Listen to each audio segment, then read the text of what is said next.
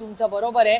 कधीतरी आपले राजकारणातले मतभेद बाजूला ठेवून आपण सामाजिक कार्यक्रमांसाठी, सामाजिक कामासाठी, विकासासाठी एकत्र एक समाज म्हणून येणं गरजेचं आहे.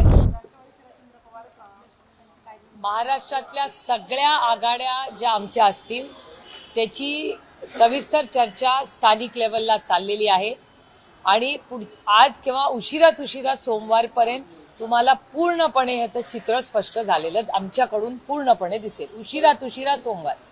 ज्या पद्धतीने तुम्ही नाना काटेंना फोन केला ही माहिती मिळत होती.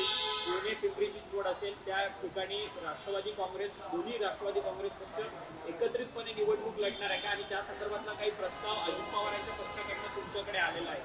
नाना काटेंचा मला फोन आला होता त्यांच्या मुलीच्या लग्नासाठी.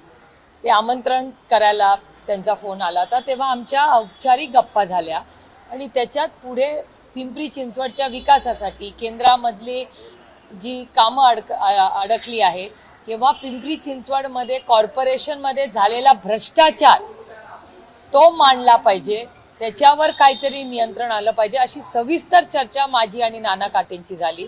आणि मीही नाना काटेंना म्हणाले की पिंपरी चिंचवडच्या हितासाठी आपण सगळ्यांनी पिंपरी चिंचवड हे केंद्रबिंदू ठेवून, विकास हे केंद्रबिंदू ठेवून आपण सगळ्यांनी मार्ग काढला पाहिजे.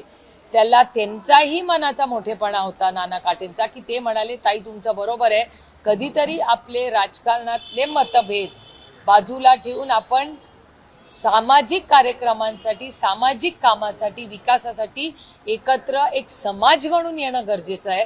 कारण का समाज आज पिंपरी चिंचवडमध्ये प्रचंड भ्रष्टाचार झालेला आहे. हा आरोप मी एकटी करत नाहीये. या वर्तमानपत्रात आलेल्या बातम्या असतील किंवा जी काही माहिती सरकारकडून येते त्याच्यातून आहे, त्याच्यावर त्यांची आणि माझी चर्चा झाली. त्यानंतर